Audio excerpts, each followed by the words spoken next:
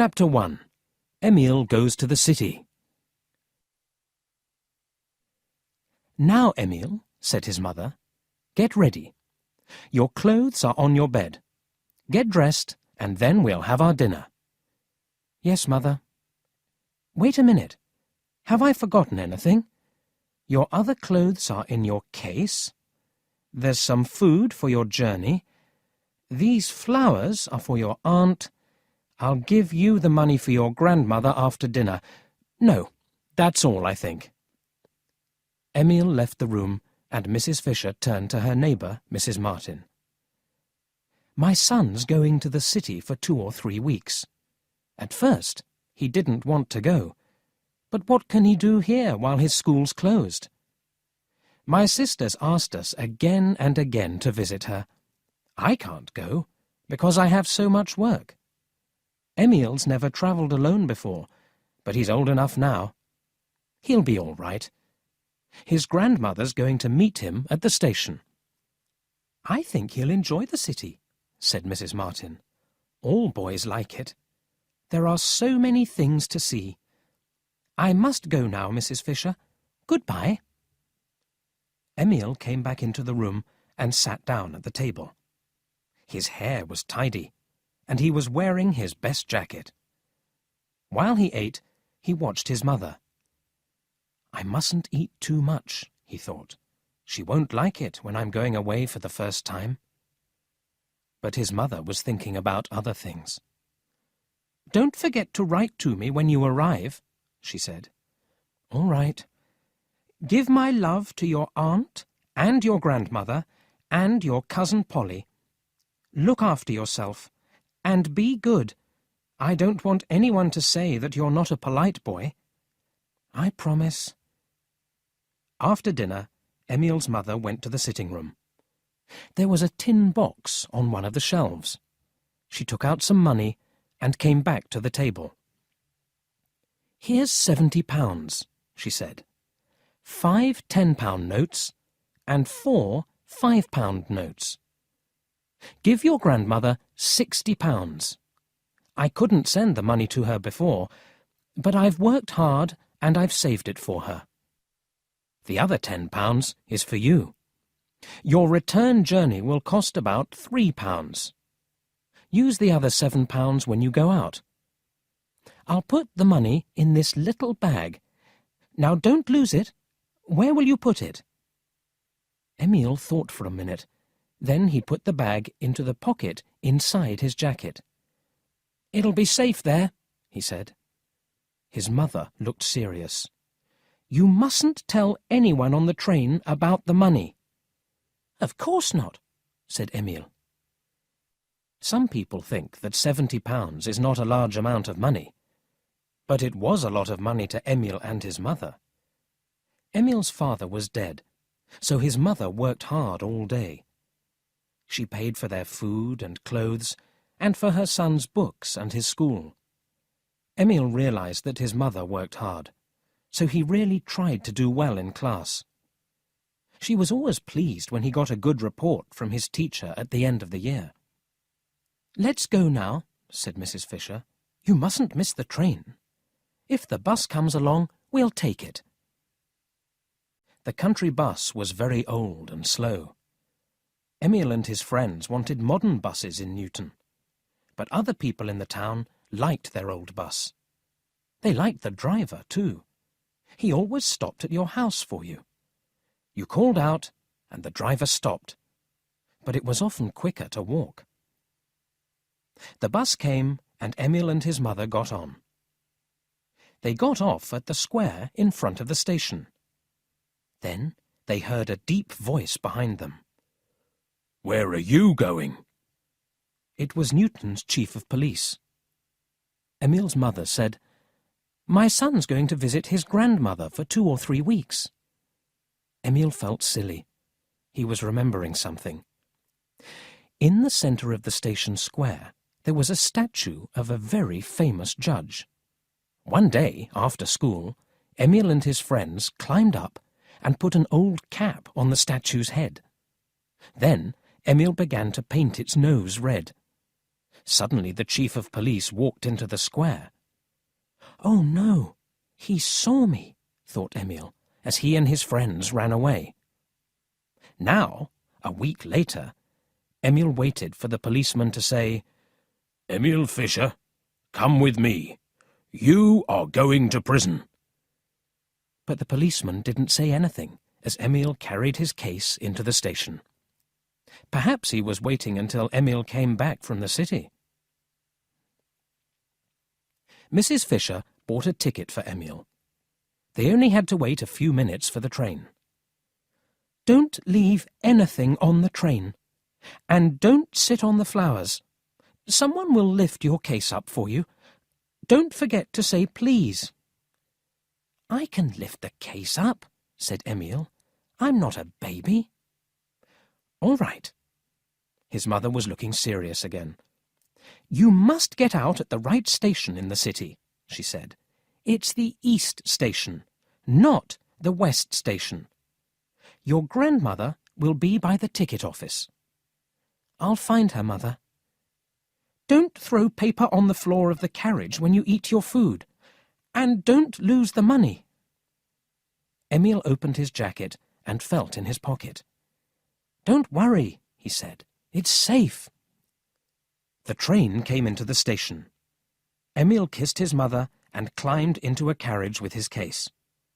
His mother gave him the flowers and food. "Is there a seat for you?" she asked. "Yes," said Emile. "Be good and write to me." "You must write to me, too."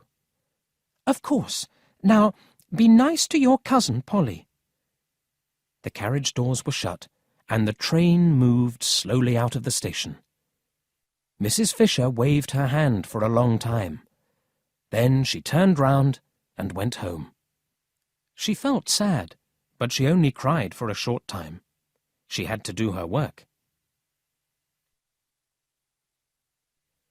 Chapter 2. The Thief. Emile took off his school cap and said, "Good afternoon," to the other people in the carriage. He sat opposite a fat lady. She was only wearing one shoe, because her left shoe hurt her foot. She was sitting beside a man with a big nose. "Boys are not usually so polite," she said to the man. As she talked, she moved her painful foot up and down. Emile put his hand in his pocket. He wasn't happy until he felt the little bag. He looked at the other people in the carriage.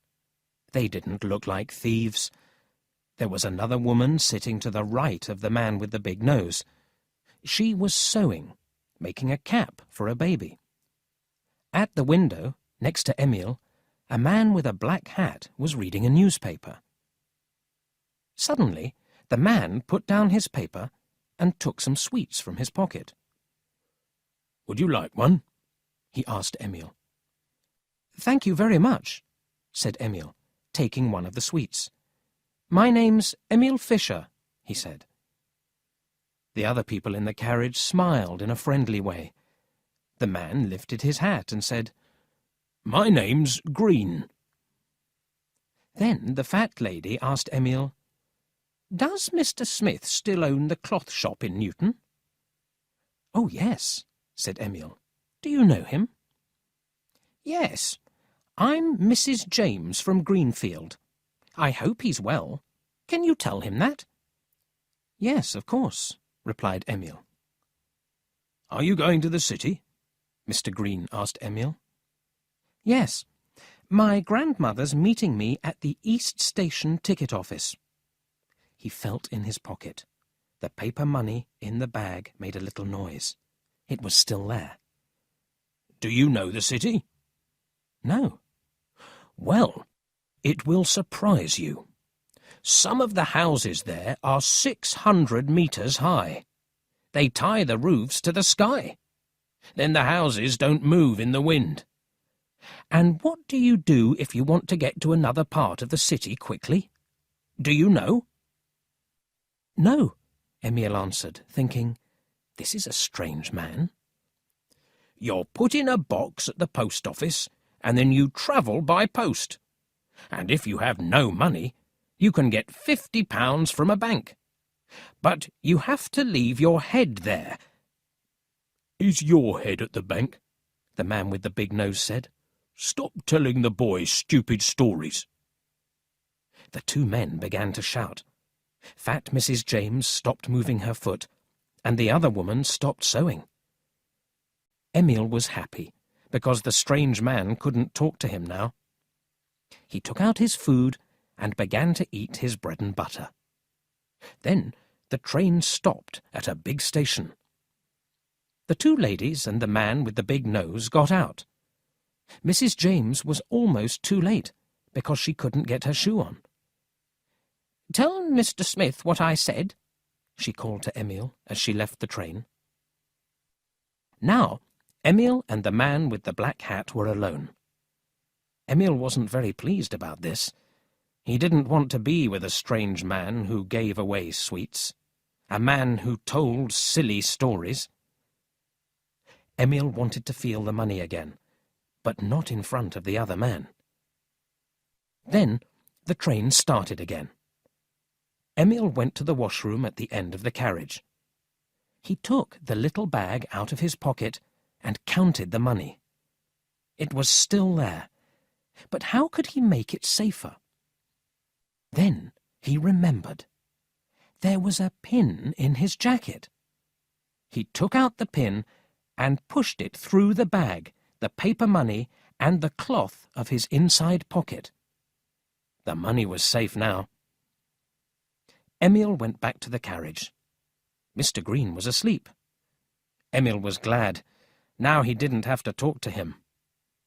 He looked out of the window. He enjoyed watching the trees, the fields, and the houses. Mr. Green continued sleeping.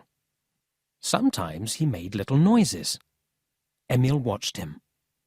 Why did he always keep his hat on? Emil noticed his long face and thin ears.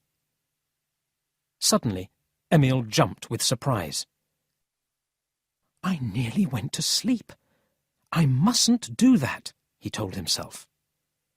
He didn't like being alone with Mr. Green. Emil wanted more people in the carriage, but nobody came. He kicked his foot to stay awake. He sometimes did this at school in history lessons. For a short time, this helped him. He thought about his cousin, Polly. What did she look like now? It was 2 years since he last saw her. He couldn't remember her face very well. Some minutes later, he nearly fell off his seat. "Have I been asleep?" he thought. He kicked his foot again. Then he counted the flies on the window. He counted them from the bottom to the top. He counted them from the top to the bottom. And then he counted them again. First, there were 24. Then there were 23.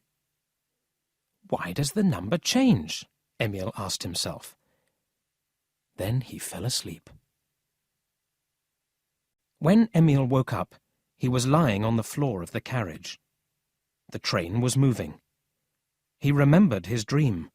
It was a bad dream. The policeman from Newton was running after him. He caught him and took him to the stone judge. The judge was alive and said, "Emil Fischer, you painted my nose, so you must go to prison."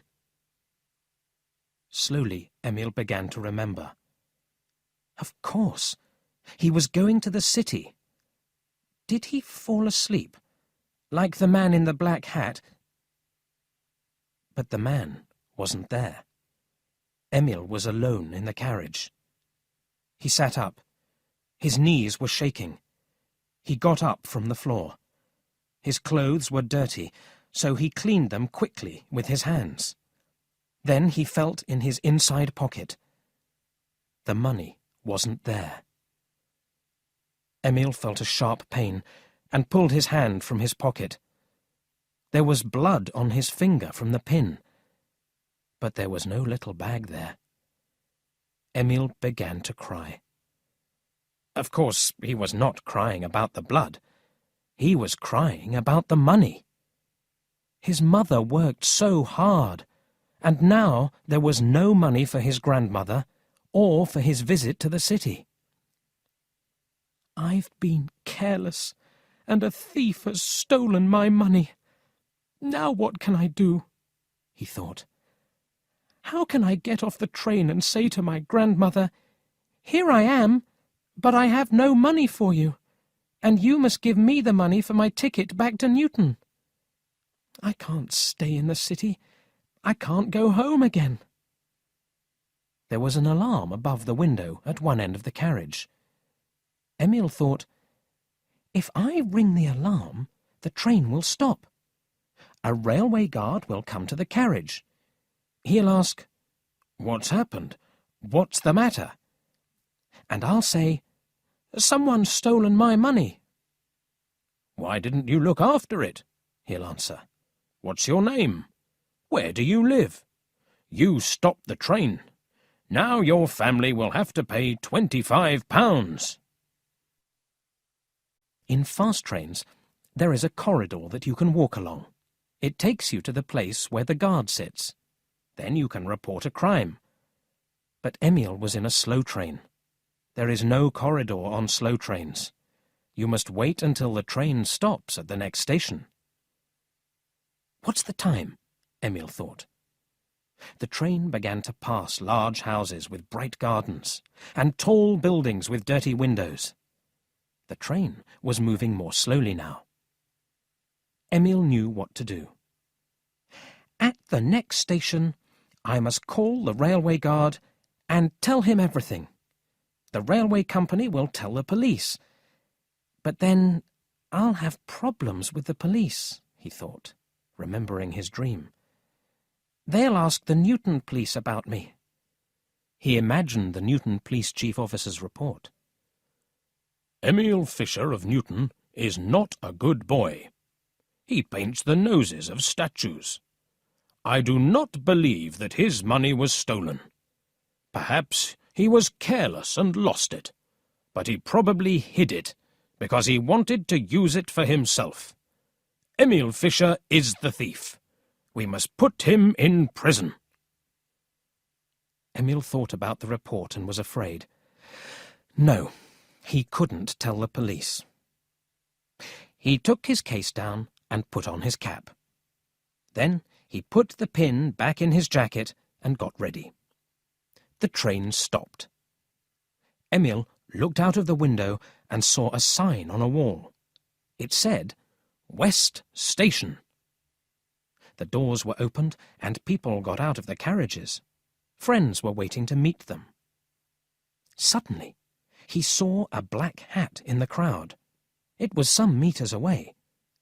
Was it the thief? Perhaps he stole Emil's money, but didn't leave the train.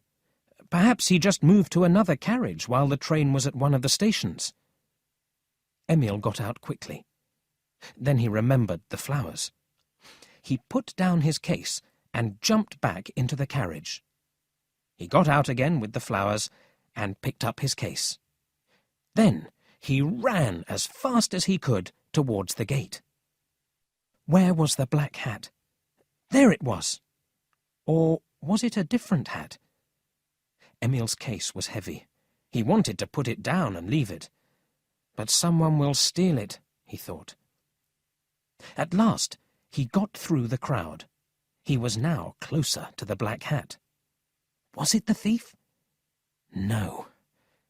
There was another one. No, that man was too short. Emil ran in and out of the crowd. There! There was Mr. Green, the thief. He was passing through the gate, and he seemed to be in a great hurry. "I'll get you," thought Emil angrily. He gave his ticket to the railway man, put his case in his other hand, and with the flowers under his right arm, ran after the black hat. "It's now or never," he thought. Chapter 3. Emil goes after the thief. Emil wanted to run after the man and shout, "Give me my money!" But, he thought, The man won't say, "Of course, dear boy, here it is. I promise that I'll never steal again." No, now he could only watch the man. A very fat lady was walking in front of Emil. He hid behind her and followed the thief out of the station. If I ask that lady for help, Emil thought, she probably won't believe me. The man walked into the station square. He crossed the road. An electric tram with 2 carriages turned into the road from the right. The man got into the first carriage and sat down next to a window. Emil ran after the tram. The tram started moving as he reached the second carriage. He jumped on the tram, put his case in a corner, and stood in front of it. Cars hurried past the tram. There was a lot of noise, and there were a lot of people. There were newspaper boys at every corner, and wonderful windows filled with books, gold watches, shoes, and food. And the buildings were very, very high. So this is the city, Emil thought. He wanted to look at everything, but there was no time. The man with my money will get off the tram and escape into the crowd. Then everything will be hopeless, he thought. Emil thought about his grandmother. She was waiting for him at the ticket office in East Station. The tram stopped. Emil watched the carriage in front. A crowd of new passengers got on, but nobody got off. One man was angry because he fell over Emil's case. A man inside the tram was selling tickets. He rang the bell, and the tram moved again. Suddenly, Emil thought, "Oh no, I haven't got any money. If I can't pay for the ticket, I'll have to get off." He looked at the other passengers. "Can I say to one of them, 'Please give me some money for my ticket'?" he thought. One man was reading a newspaper. 2 others were talking about a bank robbery. "The thieves made a hole underground," one of them was saying, "and they went through the hole into the bank. They stole thousands of pounds." The other man laughed. "Who can believe what people say?" he asked. "Perhaps only a little money was taken." No, thought Emil. They won't believe me. The ticket man came nearer and nearer to Emil. "Tickets, tickets, please," he called out. People gave him their money and received their tickets. He reached Emil. "And you?" he asked. "I've lost my money, sir," Emil said. "Lost your money? I've heard that story before. And where do you want to go?" I don't know yet," said Emil. "Well then, get off at the next stop." "No, I can't do that. I must stay here, please, sir." "If I tell you to get off, you get off. Do you understand?" "Oh, give the boy a ticket," said the man who was reading a newspaper. He gave the ticket man some money, and Emil received his ticket. "A lot of boys tell me they've lost their money," said the ticket man. "Then they laugh at me behind my back." "This one won't laugh at you," said the man with the newspaper. "Thank you very much, sir," Emil said. "Oh, that's all right," the man with the newspaper said. "Excuse me, sir. Where do you live?" "Why do you want to know?" "I want to give you back your money. I'm staying here for a few weeks, so I can bring it to you. My name's Emil Fisher, from Newton." "Oh, forget about it," said the man. The tram stopped again. Emil watched. Did the man in the black hat get off? He saw nothing. The tram continued its journey. Emil looked at the beautiful wide roads. He had no idea where he was going. The thief was still sitting in the other carriage. Nobody seemed interested in Emil. Even the kind man was reading his newspaper again. The city was so large, and Emil felt so small. It didn't matter to anyone that he had no money. 2 million people lived in the city, and nobody was interested in his problems. What's going to happen? Emil thought. He felt very unhappy. Emil's grandmother and his cousin Polly were waiting for him at East Station. They were standing near the ticket office, looking at the time every minute. A lot of people passed them, carrying boxes, cases and flowers, but not one of them was Emil. "Perhaps he passed us and we didn't see him," said Polly. She stood on the platform with her shining new bicycle. She wanted to show it to Emil. "He'll want one too when he sees it," she thought. Polly's grandmother was worried. "What is the matter? What is the matter? I think the train arrived a long time ago." They waited a few more minutes, then Polly went to ask about the train. A man was standing at the gate, looking at people's tickets. "Has the train from Newton arrived yet?" Polly asked him. "Newton? Oh, yes," said the man. "That train arrived a long time ago." Polly went back to her grandmother and gave her the news. "Oh, dear, what's happened? What's happened?" the old lady said. "I think he got out at the wrong station," said Polly. "Boys are so stupid." They waited for another 5 minutes. "We can't stay here," said Polly. "The next train from Newton is in 2 hours. Let's go home now. I'll come back here on my bicycle and meet him." "I don't like it. I don't like it," said the old lady. When she was worried about something, she always said things twice. At home, Polly's father and mother didn't know what to do. Polly's father wanted to write to Emil's mother. "No, don't do that," said his wife. "Perhaps he'll be on the next train." "I hope he will," said Polly's grandmother, "but I don't like it. I don't like it." "I don't like it either," said Polly, shaking her head wisely. Chapter 4. Emil's friends make a plan. At last, the man in the black hat got off the tram.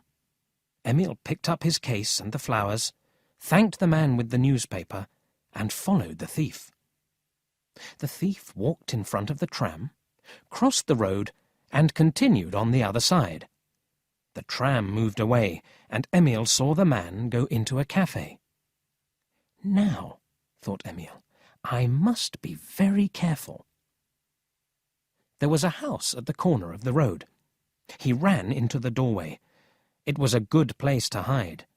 From there, he could see the thief easily. Mr. Green was sitting close to the cafe window. He was looking very pleased with himself. He ordered some coffee. Emil didn't know what to do.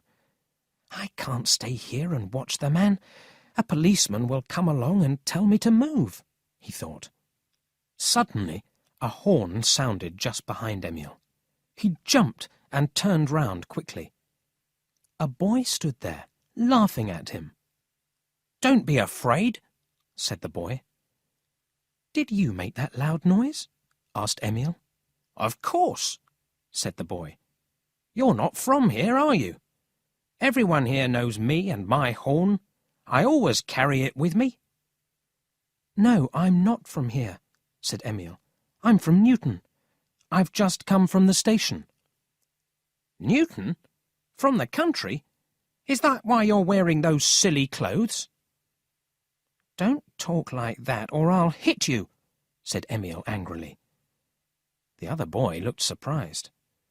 "I don't want to fight," he said. "It's too hot. But I will if you want to." "I haven't got time to fight now," said Emil. "I'm busy." "Busy? You aren't doing anything, just standing in this doorway." "Yes, I am," Emil answered. "I'm watching a thief." "What? Did you say thief?" "That's right," said Emile. He told the boy about losing all his money. "Well, this is wonderful," said the boy as Emile finished the story. "It's like a detective film at the cinema. What are you going to do next?" "I don't know." "Look, there's a policeman over there. Let's tell him. He'll help you." "I don't think so," said Emile. "I did something wrong in Newton. I think the police want to catch me." "Oh, I see," said the boy. He thought for a minute, then said, "I'll help you, if you want me to." "I'd like that," said Emile. "My name's Paul," said the boy. "And mine's Emile." "Well, Emile," said Paul, "we must do something. Have you got any money now?" "Not a penny." Paul sounded his horn softly. It usually helped him think, but it didn't help this time. "Can you bring some of your friends here?" asked Emile. "Good idea," said Paul. "I'll run round to their houses and sound my horn. Then they'll come out and help us." "OK, but come back soon," said Emile.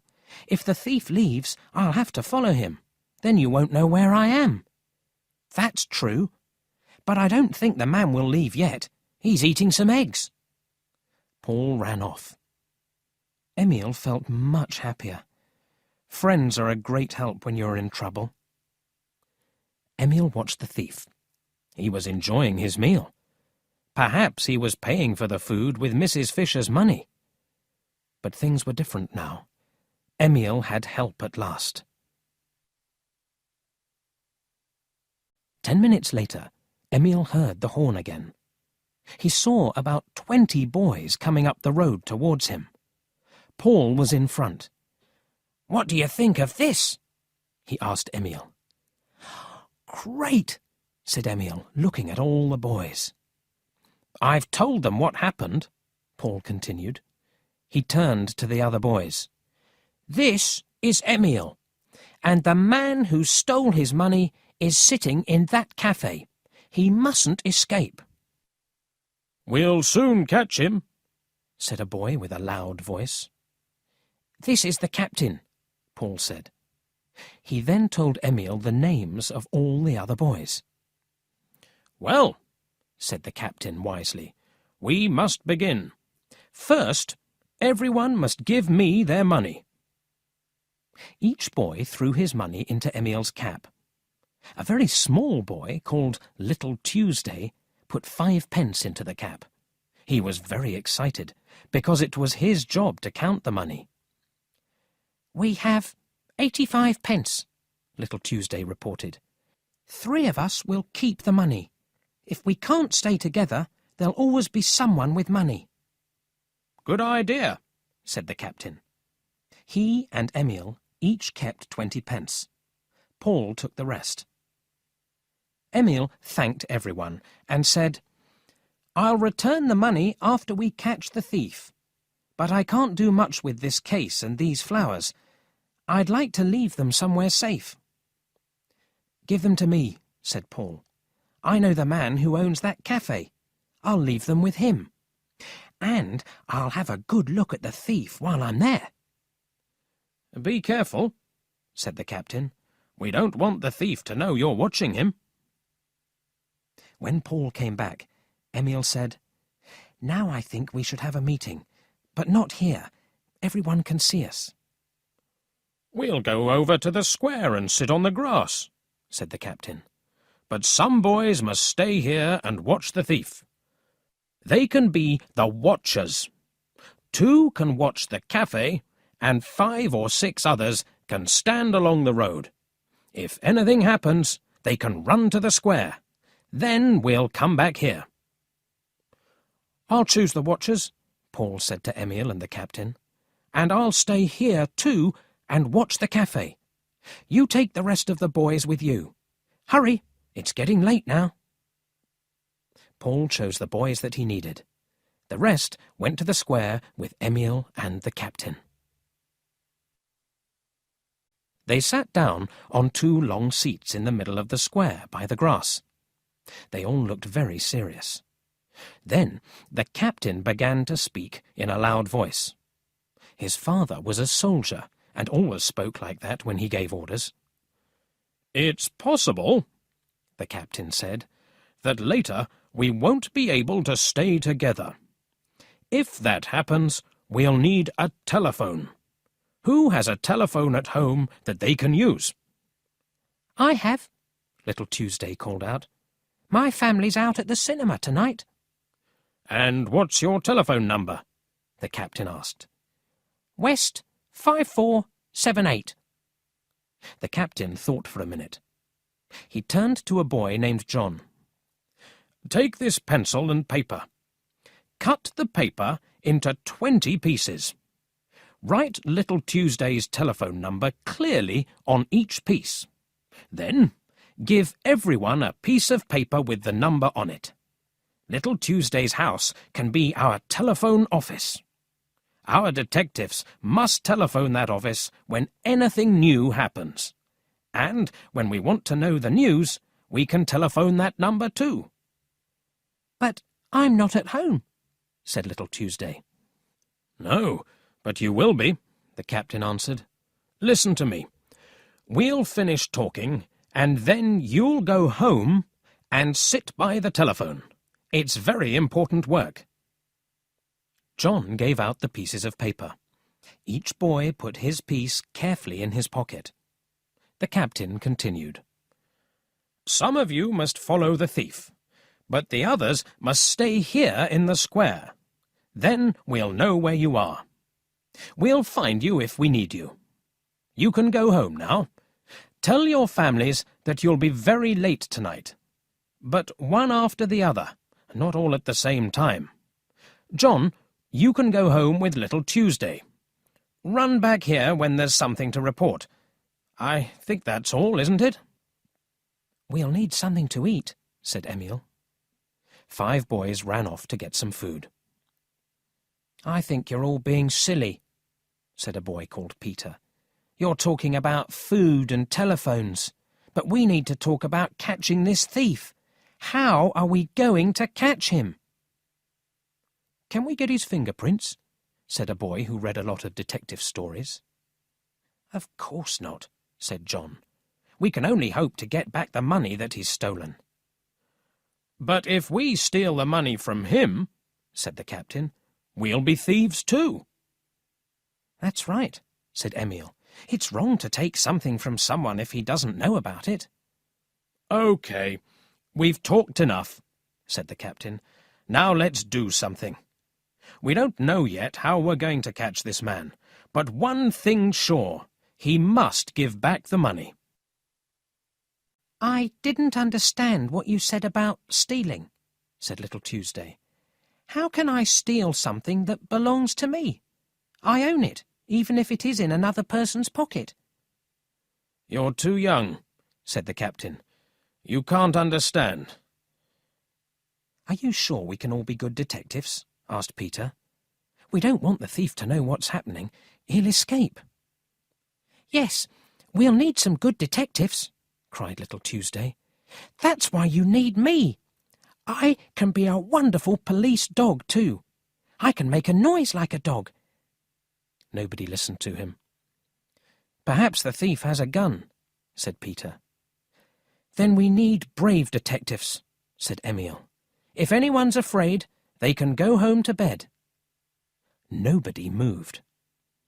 "There's one more thing," Emil continued. "I must send news to my grandmother. She doesn't know where I am. She'll go to the police, and we don't want that. Can someone take a letter to 15 Bridge Street for me?" "I'll do it," said a boy called Robert. Emil asked for a pencil and paper. He wrote, "Dear Grandmother, you probably want to know where I am. Please don't worry. I am in the city. I cannot see you yet because I have some important business. But when everything is finished, I will come. Do not ask what this business is. The boy who is bringing you this letter is a friend. He knows where I am, but he cannot tell you because it is a secret. Give my love to Uncle, Aunt and Polly. Your loving grandson, Emil. Emil wrote the number of the house and the name of the street on the other side of the paper. Robert took it. The captain gave him the money for his tram ticket, and Robert hurried away. The 5 boys came back with the food. Emil gave some food to each of the detectives. Some of the boys were still at home. Their families did not want them to come out again. The captain gave them all a secret word. The word was Emil, because it was easy to remember. When they phoned Little Tuesday, they had to say this word first. If a caller knew the word, they were a friend. The captain turned to Little Tuesday. "Please telephone my father. Tell him that I have some important business. I won't be home until late." "All right," said Little Tuesday. He went home, taking John with him. "Won't your father be angry?" asked Emil in surprise. "My father knows I'm sensible," answered the captain. "I've promised him that I'll never do anything wrong. I can do what I like, but I mustn't break that promise." "Why aren't all fathers like that?" said Peter. The captain turned to the rest of the boys. "I'll leave my money here," he said. "We have enough without it. Gerald, you must be the chief. Wait here until we send for you. John will come from Little Tuesday's house if we need help. Are there any more questions? Is everything clear? Our secret word is Emil. Don't forget." "Secret word, Emil," the boys cried loudly. All the people in the square looked at them with surprise. Emil was really enjoying himself now. "I'm almost glad that thief stole my money," he thought. Chapter 5. Following the Thief. 3 of the watchers ran into the square waving their arms. This was the sign. Mr. Green was leaving the cafe. "Let's go," the captain cried, and he, Emil and 3 other boys ran back to Paul. He was waiting for them in the doorway of the house. The thief was standing outside the cafe, buying a newspaper. He opened the newspaper and began to read. "He's looking over the top of the newspaper. He wants to see if anyone's watching him," said Emil. "I watched him very carefully," said Paul, "and he didn't look at me once. He just continued eating." The thief put the newspaper in his pocket and looked around him. A taxi came past.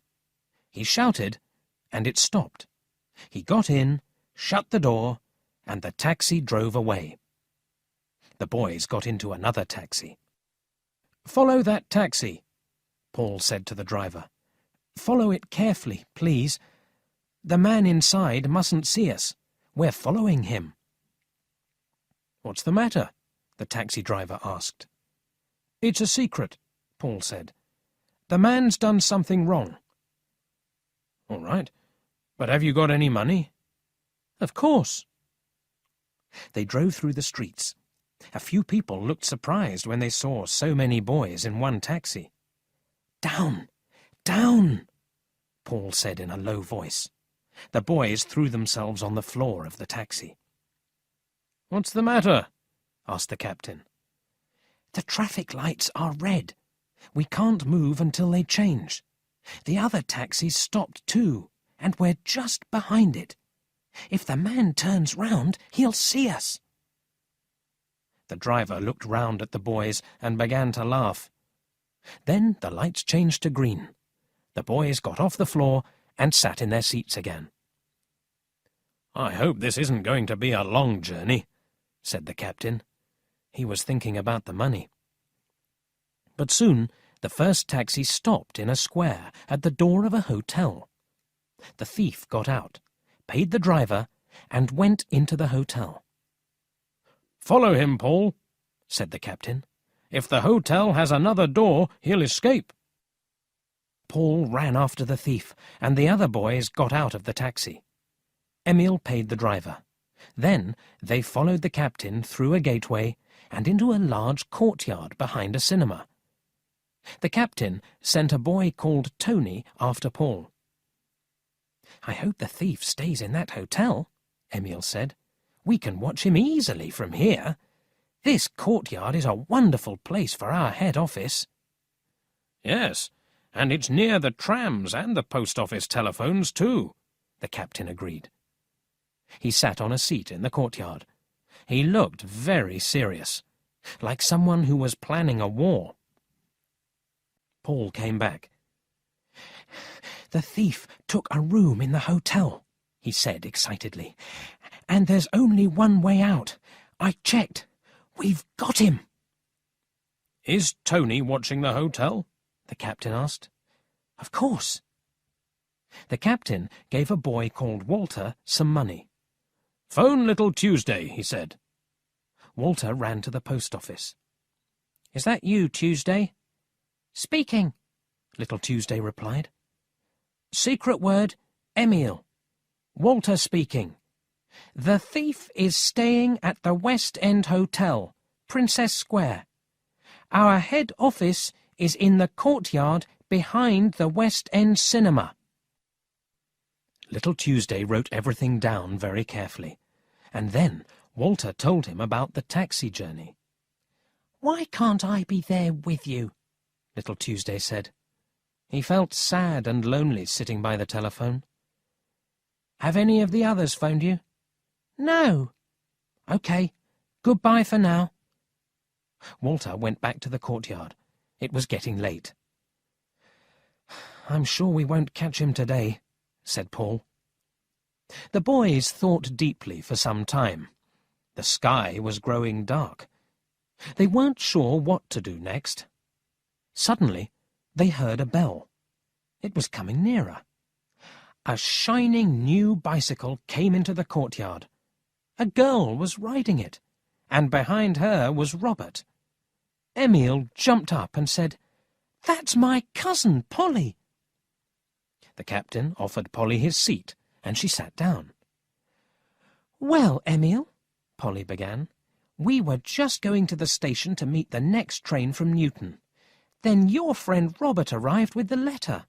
You have some very nice friends." Robert looked pleased.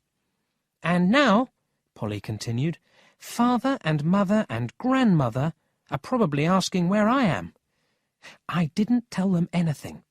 I just left the house with Robert. We phoned your office and spoke to little Tuesday. And so here we are. But I must go back home now." "Were the family angry with me?" asked Emil. "No. Grandmother just talked and talked until Father and Mother told her to be quiet." Polly stood up. "I hope you catch your thief tomorrow. Who's your chief detective?" "This boy," said Emil. "He's the captain."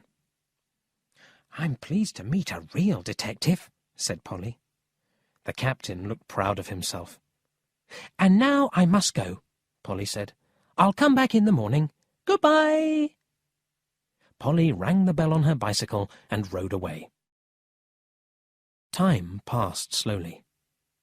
Emil went to see Walter and Tony, the two boys who were guarding the hotel. Then he went to the hotel, looked in, and went back to the courtyard. "We can't go home," he said. "Someone should stay and watch for us. There's a boy in the hotel who works in the lift. Let's speak to him. Perhaps he'll help us." "That's a good idea," said the captain. "You're not as silly as most people from the country." "City people don't know everything," Emil replied. He felt a little angry. The other boys didn't want the thief to see Emil, so Paul went to speak to the lift boy. Emil and the captain went out of the courtyard. They stood by the gateway eating bread and butter. It was nearly night time. Electric lights shone everywhere. The noise of trams, bicycles, and taxis seemed even louder now. There was dance music coming from the West End Hotel. Crowds of people were going into the cinema. "The city is wonderful, of course," Emile said, "but I wouldn't like to live here all the time. Newton is much smaller, but it's big enough for me. There's too much noise here." "I like the city," said the captain, "and if you live here, you don't notice the noise." About an hour later, Peter and a number of other boys came into the courtyard. They were carrying a lot of food. The captain was very angry. "What are you doing here?" he shouted. "I told you to stay in the square." "Don't shout," said Peter. "We want to know what's happening here." "John didn't come from Little Tuesday's house with any news," said Gerald, "so we thought something was wrong. That's why we came." "How many boys are in the square?" asked the captain. "3 or 4, said one of the boys. "No, I think there are only 2, said another. "That's enough," shouted the captain. "Is there anyone in the square?" "Stop shouting," said Peter. "You can't tell us what to do." "I don't think you should be a detective," said the captain. "We don't want you." Peter said some rude words and went away. A boy came through the gateway. He was dressed in green, and there was a green cap on his head. "Is that the lift boy?" asked the captain. Nobody answered. The boy came towards them. Suddenly a horn sounded, and the boy in green began to laugh. It was Paul. "Don't you know me?" he asked. Everyone laughed. A window above the courtyard opened, and someone shouted, "Be quiet down there!" The captain looked serious. "We mustn't make a noise," he said. "Come here, Paul. Why are you dressed like that?" "Well, I went to the hotel," Paul began, "and the lift boy was standing by the lift. I waved, and he came over to me. I told him everything about Emile and the thief. He wanted to help, so he gave me some of his clothes. 'People will think you're another lift boy,' he said. 'You can watch the thief. He won't know who you really are. And that's why I'm wearing these clothes.'" "But what about the hotel doorman?" Emile asked. "The lift boy told him about us," replied Paul. "The hotel doorman is the lift boy's father, so it's okay. Now I can stay there all night, and I can take one of you with me too. The thief is in room 61. I went up and stood near the door in these clothes and watched. After about half an hour, he came out and went to the toilet at the end of the corridor. When he came back, I stepped in front of him. 'Is there anything I can do for you, sir?' I asked. 'Oh, yes,' he said. 'Tell them to call me at 8 o'clock tomorrow morning. Don't forget.' 'Yes, sir,' I said. Then he went back into his room." The captain was very pleased and thanked Paul. Emile thanked him too. Now everyone was very excited about the next day. They were all thinking the same thing. Tomorrow we'll catch the thief. "We can't do anything more tonight," said the captain. "You can all go home to bed, but you must be back here early tomorrow morning, and try to bring some more money. I'll phone Little Tuesday now and tell him to send the others home." "I'll go to the hotel with Paul," Emile said. Soon everyone was asleep. Most of the boys were in their beds at home, but not all of them.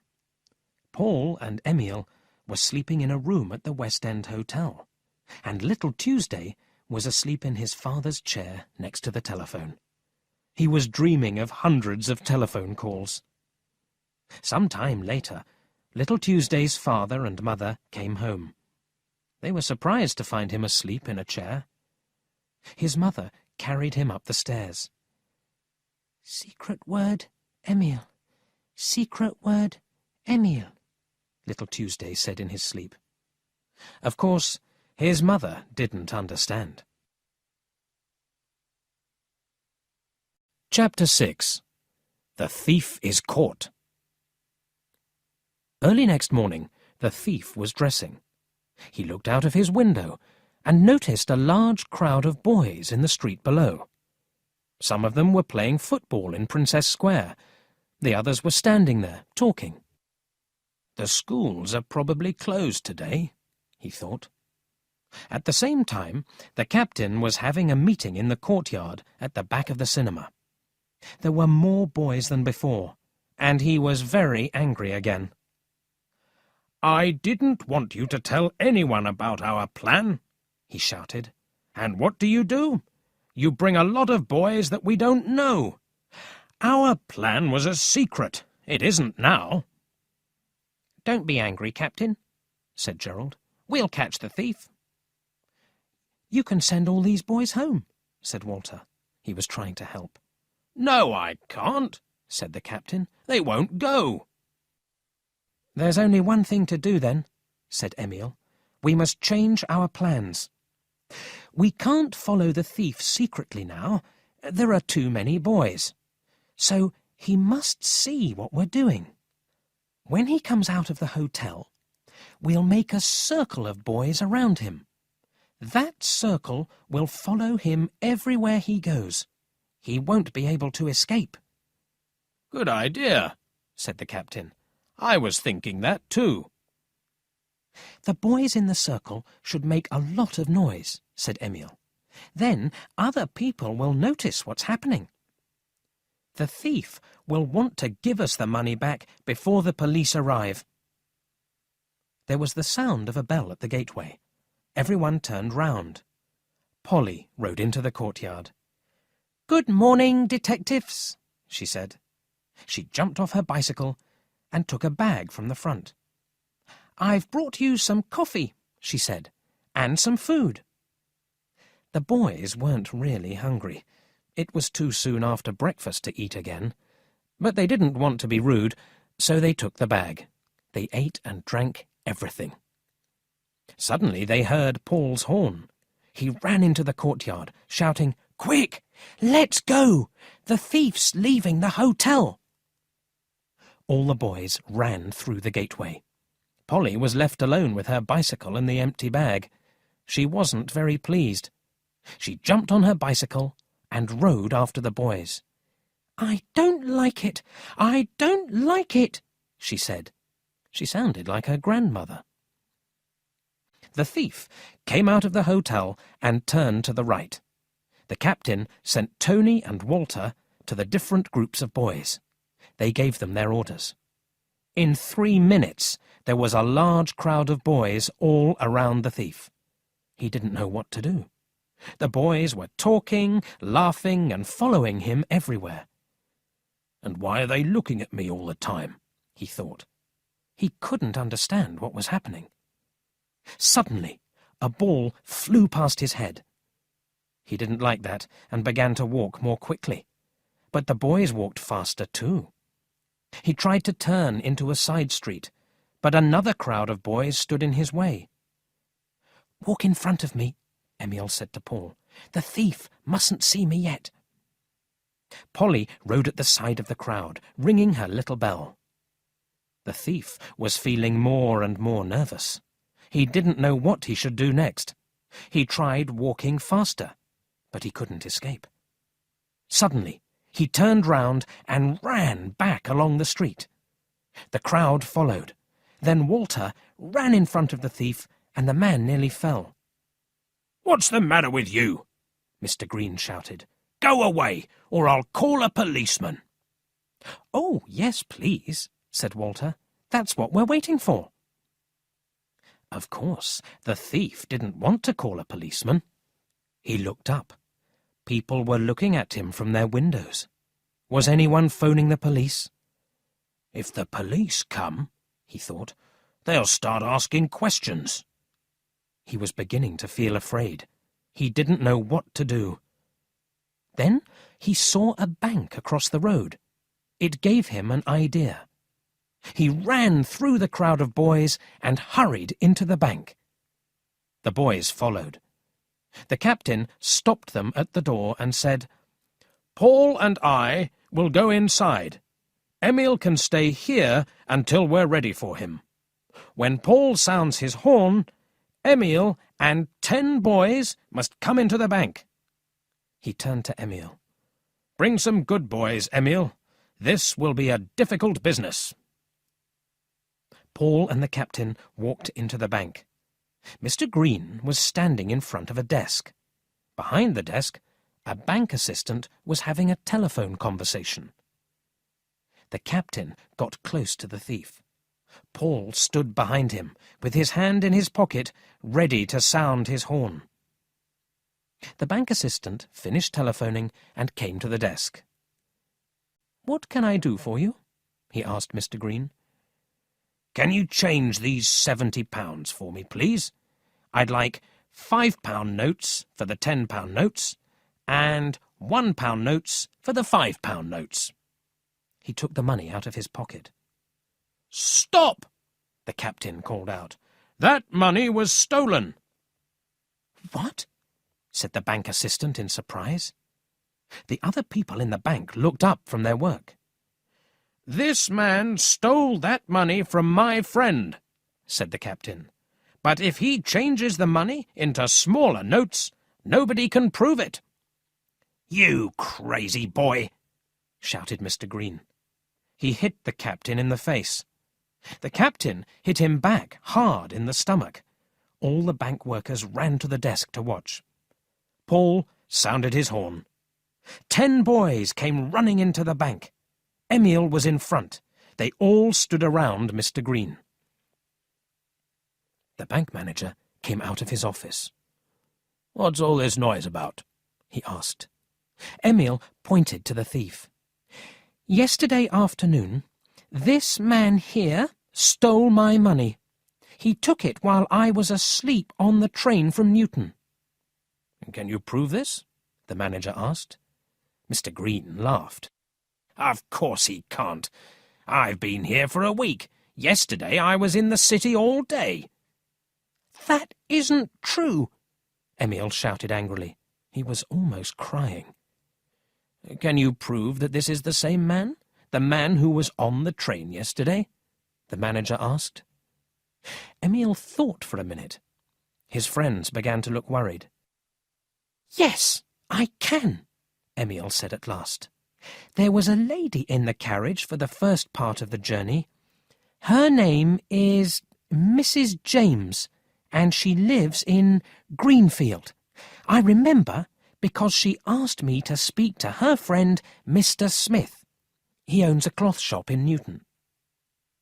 The bank manager turned to the thief. "And can you prove that you were in the city all day yesterday?" he asked. "Of course I can," the thief answered. "I was at the West End Hotel in Princess Square. That's where I'm staying." "But only since yesterday evening," Paul said. "I know that for a fact. I've been there, dressed as a lift boy." The other bank workers smiled. They wanted to believe the boy's story. But the bank manager looked serious. "I must keep this money for now," he said. He took a piece of paper and began to write down their names and addresses. "The man's name is Green," Emil said. The thief laughed loudly. "You can see that there's been a mistake. My name's Miller, not Green." "In the train yesterday he called himself Green," Emil said. "Can you prove that your name's Miller?" asked the bank manager.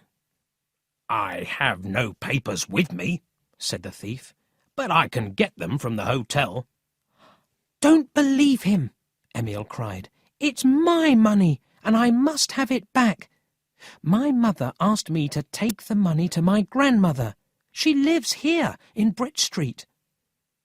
"Perhaps that's true," said the manager, "but I'll have to ask you again. Can you prove that the money is yours? Is your name written on the back of the notes? Did you write down their numbers?" "Of course not," said Emil. "I didn't think that I could lose the money." "Were there any marks on the notes?" "I don't think so. "Well, that's the end of it, then," the thief said. "Everything that I've told you is true. That money's mine. I never steal from children." "Wait a minute," Emile cried. "Now I remember. There is a mark on the notes. The mark of a pin. I wanted to be sure that the money stayed in my pocket, so I put a pin through the cloth of my pocket and through the bag with the money in it. If you look closely at the notes, you'll see the holes from the pin." The bank manager held the notes up against the light. Everyone watched in silence. The thief stepped back. "The boy's right," said the manager. "There are holes in these notes." "And here's the pin that made the holes," Emile said. He put the pin from his jacket on the desk. Then he held his finger up. "And here's the place where I pricked myself." The thief turned and pushed through the crowd of boys. Some of them fell down. He ran through the door of the bank and disappeared. "Catch him!" cried the bank manager. Everyone ran to the door. The thief was outside. There were about 30 boys round him. Some of them held his legs, some of them held his arms, and some of them held his coat. There was no escape for him now. A policeman came running towards them. Polly was with him. The bank manager said to the policeman, "Take this man to the police station. He's stolen this boy's money." The policeman held the thief's arm. "Right," he said. "You come along with me." The bank assistant took the money and the pin and went with them. All the boys and Polly went too. They were a strange group. First there was the policeman and the assistant from the bank with the thief between them. Then came all the boys, and finally there was Polly on her shining new bicycle. She called to Emile, "I'm going to ride home and tell the family." She rang her little bell, turned into a side street, and rode away. Chapter 7. Policemen and Reporters. At the police station, the policeman told his chief everything that he knew. Emile added more information. He also had to give his name, date and place of birth, and address. The police chief wrote everything down. "And what's your name?" he asked the thief. "John Turner," the man answered. When they heard this, Emile, Paul, and the captain laughed loudly. Even the bank assistant laughed. "First, his name's Green," Paul said. "Then it's Miller, and now it's Turner. So what's his real name? Why don't you ask him?" "Silence!" said the police chief. Mr. Green Miller Turner gave the date and place of his birth. He was staying at the West End Hotel. No, he couldn't prove who he was. He didn't have any papers with him. "And where were you before you came here yesterday?" the police chief asked. "In Greenfield." "That isn't true," cried the captain. "Silence!" the police chief shouted. He turned to the thief. "Mr. Turner, did you steal £70 from the schoolboy Emile Fisher of Newton yesterday?" "Yes," said the thief sadly. "I don't know why I did it.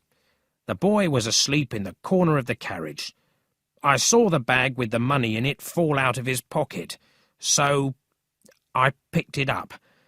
I only wanted to see what was in the bag, but because I didn't have any money—" "This isn't true," Emile said. "The money didn't fall out of my pocket. There was a pin through it." "And he did have some money," the captain said. "He paid for food and a taxi yesterday, and today all Emile's money was still in his pocket." "Silence!" the police chief said again. "I didn't ask you to speak." He wrote everything down. "Can I go, sir?" the thief asked. "I made a mistake, and I'm sorry. You know where I'm staying. I'm in the city on business, and I'd like to finish it today." The police chief didn't listen to him. He phoned the main police station for a car to take the thief away. "When can I get my money back?" Emil asked. "I don't know. They'll tell you at the main police station. You must go there now and report to the chief detective." The police car arrived a few minutes later and took the thief away. The other boys were standing outside the police station. Emil gave them the news. He asked them to telephone Little Tuesday with the news too.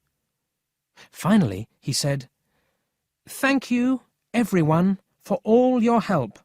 Soon I'll be able to pay back the money that you lent me." The boys were happy to help, they said. They didn't want the money back. Only Emil, Paul and the captain went to the main police station. A policeman took Emil to see the chief detective. The others waited outside his office. The chief detective was a pleasant man.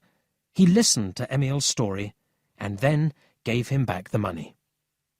"Look after it now," he said. "I will," said Emil. "I'm going to take it to my grandmother." "You and your detectives did a very good job," said the chief. "Thank you, sir," said Emil. "Can I ask a question?" "Of course." "What will happen to the thief?"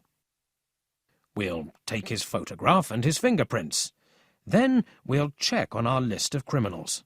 We'll see if he's there." "List of criminals?" "Yes, it's a book. We keep photographs of all the people who've been to prison. It also has the fingerprints of thieves that we're trying to catch. Perhaps your thief is one of the men that we're looking for." The telephone rang. "Just a minute," the chief said. He spoke into the telephone. "Yes? Come up to my office." He turned to Emil. "A few people are coming up to see you. They're reporters from the newspapers." "Oh, are they going to write about me in the newspapers?" "I think so," the chief smiled. "When a schoolboy catches a thief, he becomes famous." The door opened, and 4 reporters came into the room. The chief detective shook hands with them and told the story of Emil and the thief. The 4 reporters wrote everything down carefully. "This is a wonderful story," one of the reporters said. "A boy from the country becomes a detective."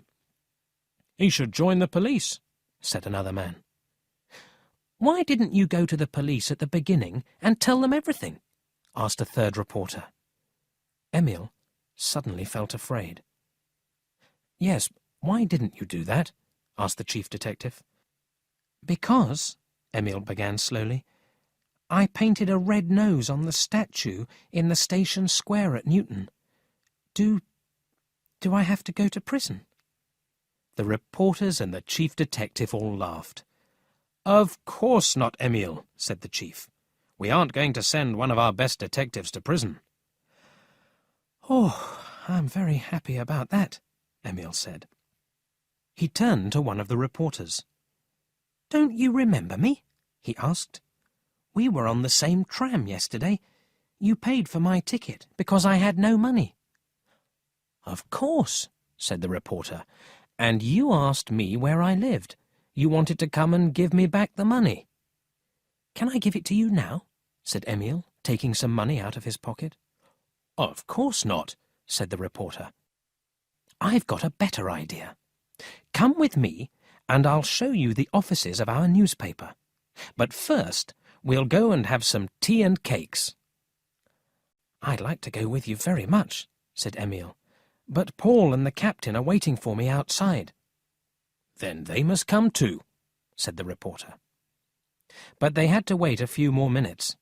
The other reporters wanted to ask some more questions. Emil told them everything that they wanted to know. They wrote it all down. "Is this the first time that Mr. Green has stolen anything?" one of them asked the chief detective. "I don't think so," he replied. "Phone me in an hour. It's possible that I'll have a big surprise for you." The reporter from the tram put Emil, Paul and the captain into a taxi and they all drove away for tea and cakes. Paul sounded his horn on the way. In the cafe, the boys ate a lot of cakes and told the reporter about their exciting adventure. They told him about the meeting in the square and how they followed the taxi. They told him how Paul dressed as a lift boy and about the fight in the bank. "You are 3 of the finest boys that I've ever met," the reporter said at the end. They all felt very proud of themselves. After tea, the reporter took Emil to the newspaper office. It was a very large building. People were running in and out of rooms all the time. Everyone seemed very busy. The place was filled with the sound of people typing. They went into a room where a young lady was sitting. The reporter walked up and down, telling her Emil's story. Emil watched as she typed it all. Then the reporter telephoned the chief detective's office. He listened for some time. "Really? Is that true?" Emil heard him say. "You don't want me to tell him?" "Thank you very much. It will be a wonderful story for the newspaper." The reporter turned to Emil and said, "Come with me, quickly. We must take your photograph." "Why?" asked Emil in surprise. The reporter smiled. They went up in the lift and into a large room. Emil tidied his hair, and someone took his photograph. Then the reporter took Emil down to the street. He called a taxi to take Emil home. "Goodbye," the reporter said. "And don't forget to read the newspaper this afternoon. I think you'll be very surprised." Chapter 8. With Grandmother at Last. On the way to Bridge Street, Emil asked the driver to stop at the cafe. His case and the flowers were still there. He took them, thanked the owner of the cafe, and got back into the taxi. At last they arrived at his grandmother's house.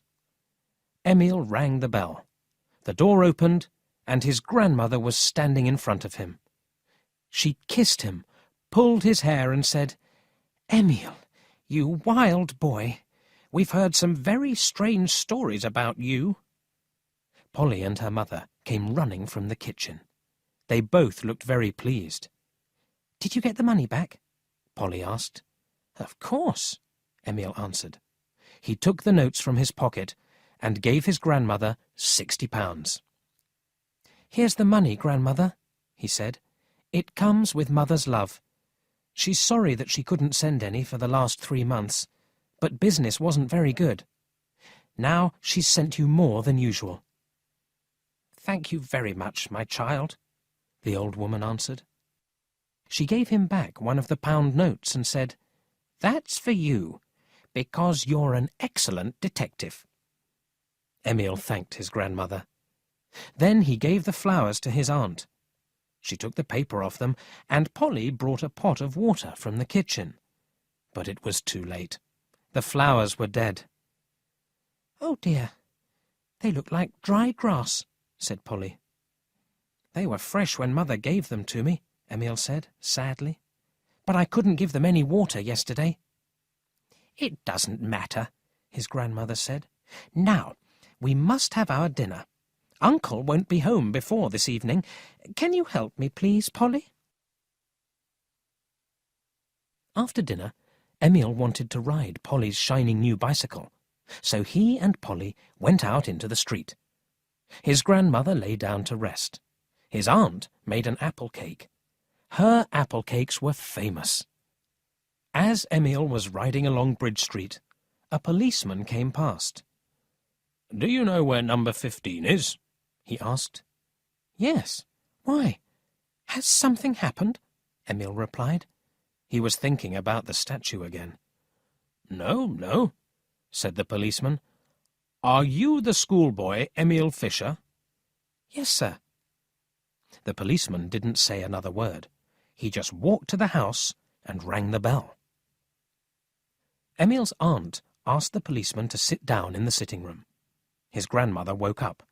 She wanted to know what was happening, too. Emil and Polly stood near the table. They were all excited.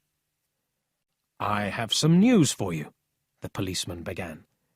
"Emil and his detectives followed a bank thief. The police have wanted to catch the man for a long time. We found his fingerprints in our list of criminals, so he had to tell us everything. And this time his story was true.